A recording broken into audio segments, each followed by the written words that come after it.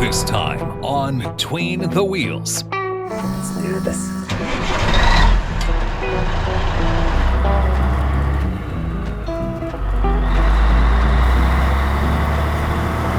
See, she's not warmed up yet, but once she's warmed up, there won't be any smoke. It'll be black. I didn't see the truck because I wasn't driving all the way out to Manitoba to look at a $1,000 truck. Was it running? No. When I first seen it, I just about cried because the doors were seized. Absolutely nothing worked. And I said to my dad, I think I made a big mistake. And he said, no, you're gonna do it.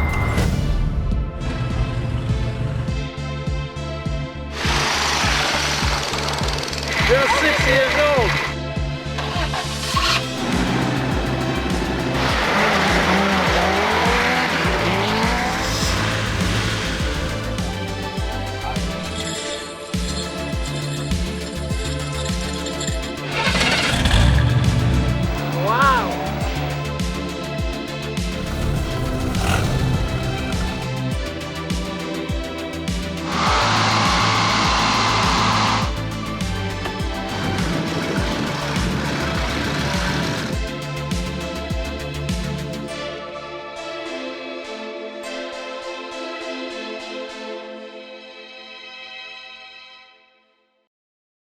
This week on Between the Wheels, we're heading to Sudbury, Ontario, Canada to check out a 1985 Ford CL9000. The owner, Randy, has had it for over a decade. He's worked on it for the last 12 years. This is one hell of a restoration, and this is also our first road trip, so we're super excited. Let's go check it out. Looking for someone I can't find it.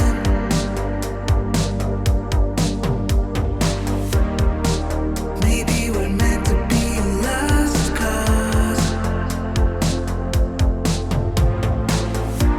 but I can see a future that's brighter.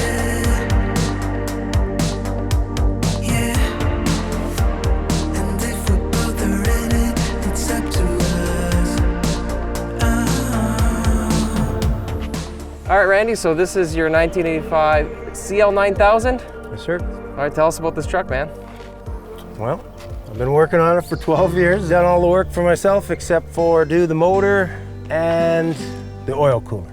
Okay, so you've owned this truck for over 12 years. You've done everything except the engine. So when you bought this truck, what was the condition of the truck? The doors wouldn't open, everything was seized, brake pedal didn't run.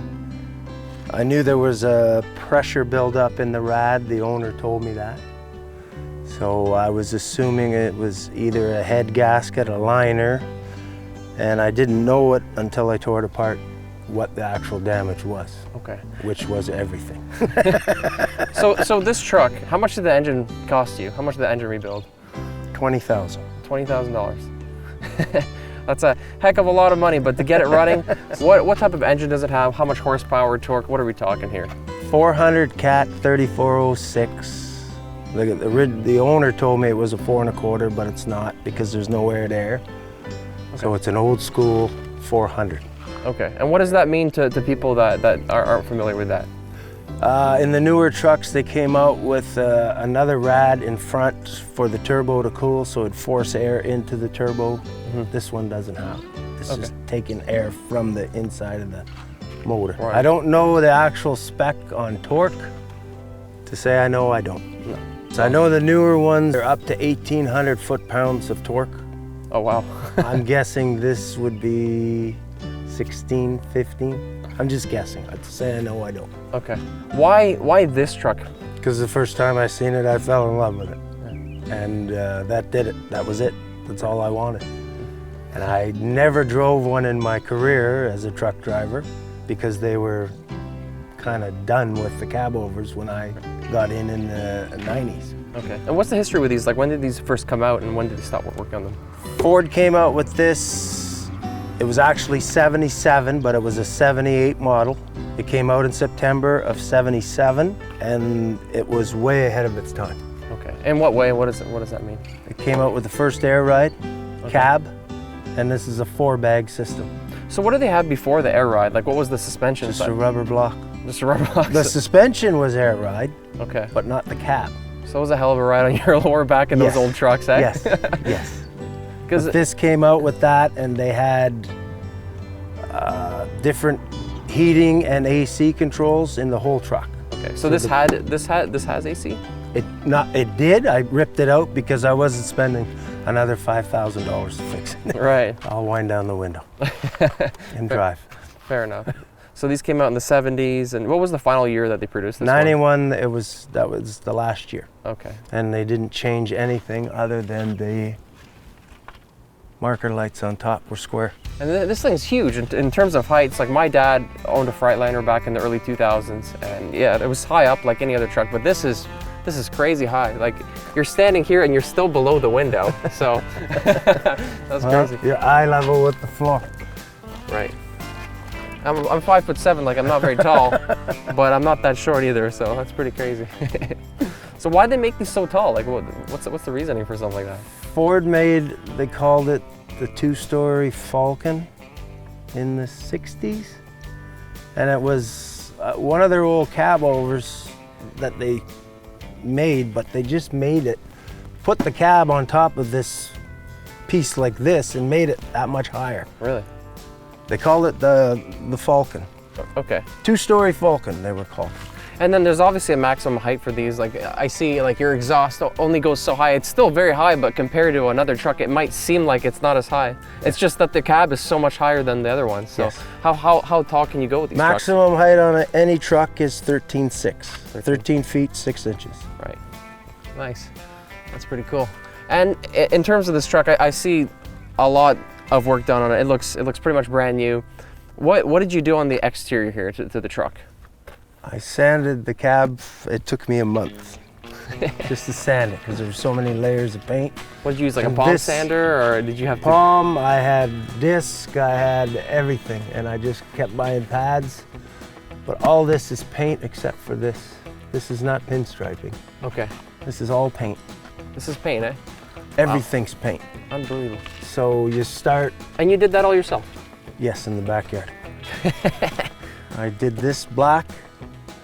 I sprayed the top black, just guessing where it would be. Okay. And I did that middle black, guessing where it would be. I overlapped it. And then I masked it. Right. And I masked all the black up. And then I did these two beige, Right. masked that. Did these black ones right here after masking, and masked again to cover this black to do the final on the red. So what did you just use, like an air sprayer, I guess? Or? Yes, I bought a spray gun. I had a cheaper one, and then I ended up finding one on sale for $400. Right. Or no, it was $250, but it was a $400 or $500 gun. And Hey, you really can't go with something cheap for something like this, because your finish, like I've done a lot of spray painting, but it looks like it came out of the factory. Like this is unbelievable work. You did a really good job on that. there's a lot of buffing on that. There's a lot of buffing, yeah. Yes. And you ran it probably with like a 5,000 grit or something, Yes, like and a a really. buffing wheel. Right. And burnt through the paint a couple times and had to touch up again. Okay. But it's all worth it in the end. Yes. So it looks beautiful. And then here I see you have something here. It says, "In memory of my dad." Tell us about this. My dad was the one that I was almost ready to give up when I first got the truck because I seen it, because I bought it just from pictures. I didn't see the truck because I wasn't driving all the way out to Manitoba to look at a $1,000 truck. It would cost me more than Yeah. more than what. Anyway, so I bought it, and he gave me the confidence that I could finish it, because the one gentleman told me I was never gonna have this thing finished. And here it is right now, finished. Yes, and my dad came over just when I first got it, the wheels on it. I bought new tires and put them on, and I moved it for the first time. And he was there a week before Okay. and passed away a week after, and I never got to take him for a ride in it. Oh. I was actually getting the mattress for the bunk the day my brother called and said there was something going on. Really? It was kind of surreal, but so that's why it's so sentimental too, because I wanted to show them that they were a nice truck. And it took you 12 years. Yeah. Wow. 12. That's unbelievable. That's an unbelievable story. Fantastic. Well, that's a great memory of your dad, and I'm sure your dad is very proud of you right now. And you get to rip around town with it and show everyone off, show it off. I know he's in there with me when I'm in there. Yeah, that's awesome, man. And then let's talk about some of the other features you got here. So the stack, is that how it came? You mentioned that you're original. I put in the early '70s, they all had the flaps. Okay. And I wanted to keep it original. Right. I could have put curved stacks, but I wanted it all original. Right. And that's what they would have came with back then. Nice. All right, so we got to talk about this amazing front end. Like, when you think trucks, this is as good as it gets. Ford had a very similar, before this model came out, it was called the W900. And if you Google it, it'll be the Blue Mule. And it was in a show called the White Line Fever. Okay. And when I was a kid, I liked the truck, but you know, Dad had a Freightliner, so I liked the Freightliner better. But when this came out, they made it almost similar to the design, but much bigger. Okay. And what's cool about this is this moves, so it looks like it's talking. If you look in truck races, you'll see a CL9000. Yeah. In a race, and he pops the clutch and the thing's going like that. Nice. But you're not going to be putting in any of those. No. She's a gentle rider. She's a gentle rider, right. And this grill, like, did this come with it, or did you change this grill yourself? Or? The one that he had was all broke, all cracked. I found this in California online. And how hard is it to find parts for this? Like, these are super rare. Super hard. And I check every day on the website, and if I see something that I think I'll need, I buy it. I don't care if I need it at the time, but I think if it's gonna be needed down the road, right, I'll buy it. Like these bushings here in this cab, okay, they were so wore out, the cab had a lean to it. And I tried to get them made up in town. Mm-hmm. Nobody had it. Wow. I looked for years, and I happened to find it. Really? And I put a new bushing there. Same with these wipers. Yeah. A lot of buses have them too, but you see how they. Oh, okay, that's pretty cool. See. And the motor for these was gone on that side. I couldn't get it to work, right, and I found one. Unbelievable. Brand new. Very cool. But a lot of fabrications, such as this, that broke. And I just bought an old Ford one and I made it fit to look like that. So to get anything like this to work, finding parts is a problem, but you got to really be creative. Like, you have to, like, what are some of the creative things you've had to do on this to get things other than that? Well, the dash, yeah. I've spent just the panels on the dash, masking them up. I've probably had 20 hours of painting it, getting it ready, right, prepping it. Just the panels for the dash, never mind the rest of the dash. Right. And after I'd done it, they come out with this Mac tack, because it used to be like a brushed nickel. Okay. And I tried to get that look back with silver paint, yeah, with a sandpaper. And after I did all that work, I found it online, brushed nickel. Oh no. So I had to do it again, and it's like a Mac tack you put on it. Much better, eh? I wish I had it 12 years ago, but I didn't. Well, this is awesome. You've done a great job. You restored a truck was pretty much unusable, and it would have went to the wrecking yard, and you saved it. Mm-hmm. And I think there's only one thing left to do, and that's to take it for a drive. Sure. All right, let's take her for a rip.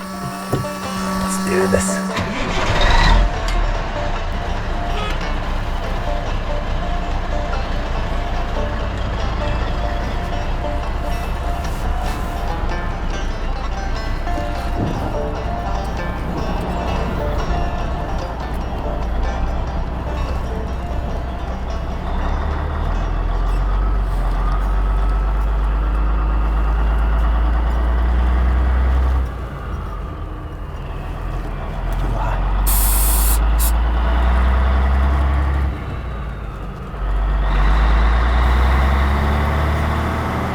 She's not warmed up.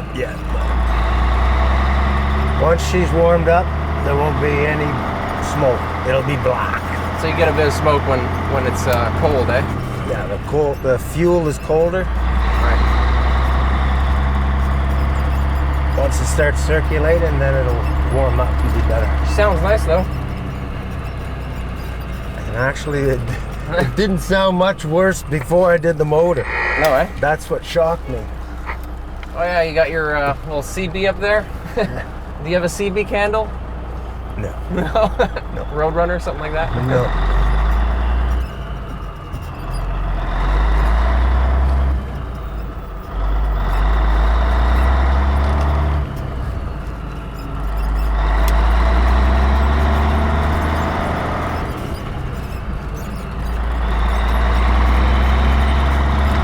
When I was young, I would bug my dad at least once a week to take me to the Ford dealer and look at the trucks. Really?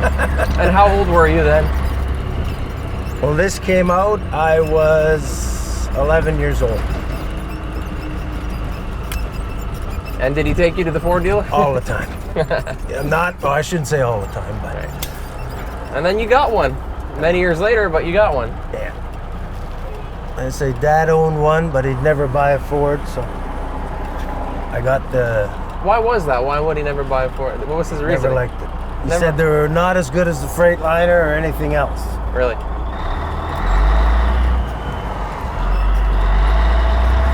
Not that they were a quality truck, but Right. they look good,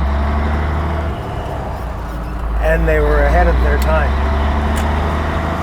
You must get some looks with this thing. You just got a thumbs up from someone on the street.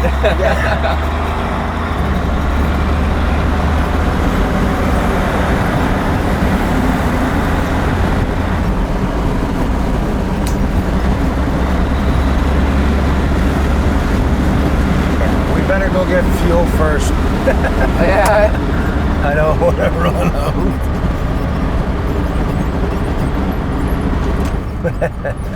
So how much does it cost to fill up something like this?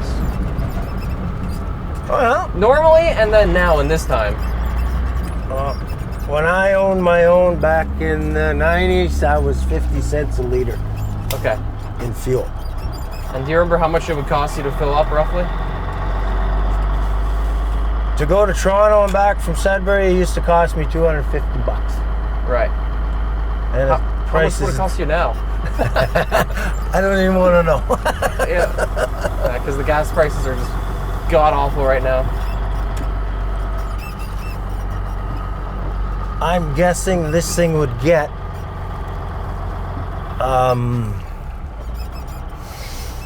7 to 9 miles to the gallon.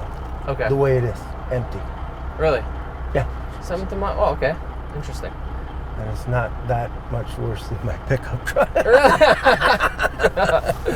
That's hilarious. You know, that's actually surprising because when you're saying it's not that much worse on gas and how much technology has come, you know, since then. This is an 85. Technology's changed a lot so it's not really that much better these days. Like, It's actually worse. They came out with the emissions for these trucks and they cut horsepower. They made bigger horsepower, but they're actually pulling probably what this thing did in 85. really? Yeah. Okay. I'm guessing. Right. But it's better for the environment. Better for the environment because you're burning more fuel. I don't know how that happened. So what it cost you in the end? Well, I'm not full.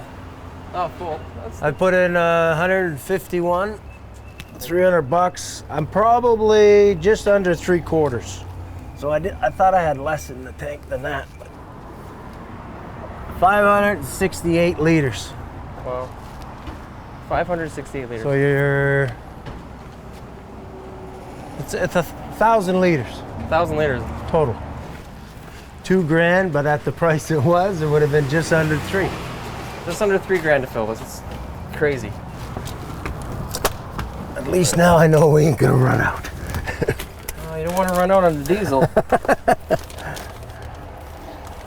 Now that Canadian Tire bonus cards save $12. Wow.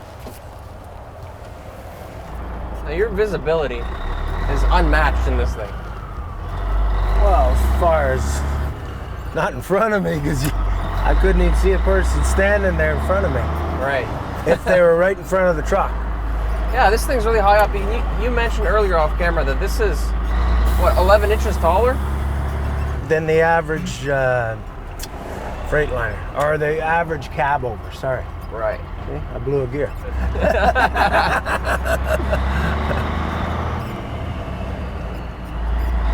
So how many gears does this have? This is a 13 speed. 13 speed. An old school 13 speed. The new 18 speeds, you could split all gears, but it took me, I forgot how to do it with my dad's truck back in the 70s. In the new 18s and 13s, you can split in neutral.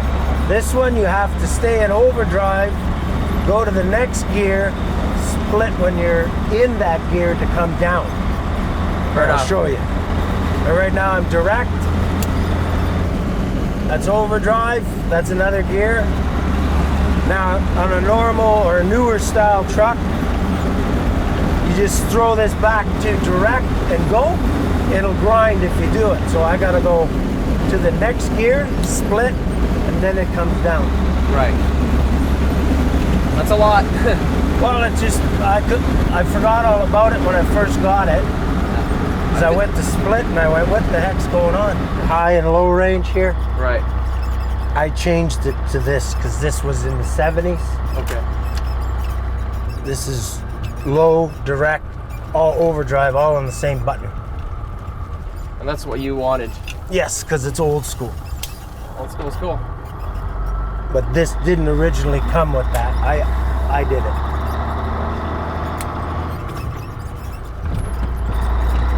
So now you bought this truck a while ago, obviously, and I guess your long-term goal, what was your long-term goal with the trucks? Like a dream if you had with this? Oh, definitely want to go to truck shows and drive it around town. I love that. It's hard to explain when I get in this. I'm just comfortable. Right. It's a feeling I can't explain. I could just go sit in the backyard and sit in the truck, and I'm happy. You know, a lot of people say that about their vehicles. It really doesn't matter what the vehicle is, as long as it has some sort of connection to them. Yes. It's kind of like going back in time. You know, I always say on this show, you know, we can't go back in time, but we could relive it in a way. So you driving this thing is kind of a throwback. So it definitely brings you back to when you were a kid. Yeah. Like I said, my dad had one.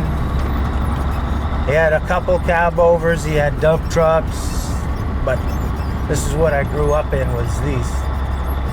Right. And now after rebuilding and doing all these repairs on it, are you happy with it? Was it worth all the time and money spent on it? You can't put a price on what it means to me. Let's put it that way. Yes, it was ridiculous the amount I spent on it, but. And what's ridiculous, if you don't mind me asking? I have over 75 grand into it. 75 grand, wow. I bought the truck for $2,500, and it cost me more to ship it here than what the truck was worth, because I picked it up from Manitoba. Wow. So you had to go get it all the way from Manitoba just to bring it here. Like get shipped, I didn't obviously. literally do it. I just called the load broker, Right. and I had to wait till it worked for him so that he could pick it up, and the guy I bought it off of pushed it on with his farm tractor. Was it running? No.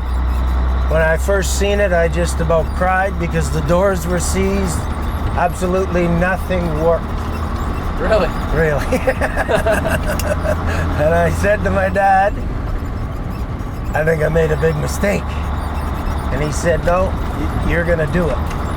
Because the guy that unloaded it for me here in town said there's no way in hell you're ever gonna finish that truck.